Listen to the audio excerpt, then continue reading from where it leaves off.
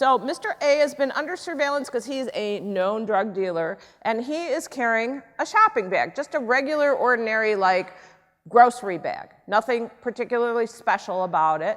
He disappears, they don't see him, and now they see Mr. B coming from the building, and he's carrying what they have decided is the same grocery bag, even though there's nothing, I mean, it's a brown paper bag. There's nothing special about it.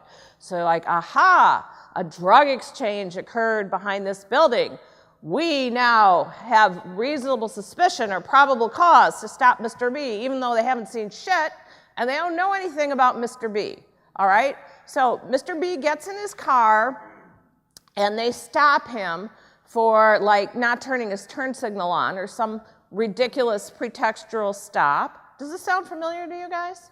And they order Mr. B out of the car, and they search him, they search his car, even though he hasn't done anything, because their experience and training tells them that he's involved in drug sales or drug purchases, and those people are violent.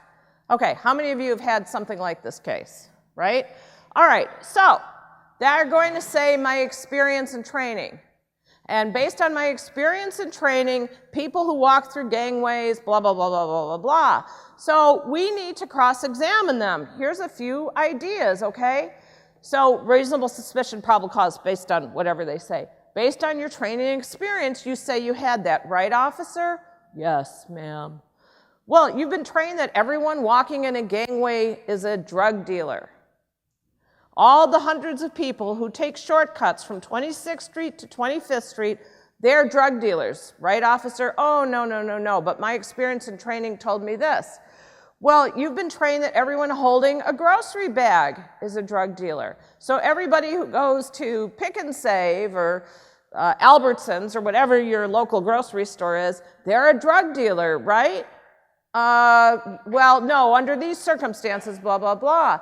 And so you've been trained people taking shortcuts are drug dealers, and people who just happen to pass somebody you're watching are drug dealers. And they all taught you that at the police academy.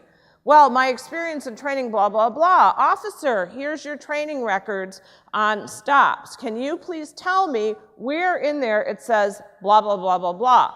So it's really great impeachment material to have, and you know, you can go on and on and on about how they didn't have anything specific.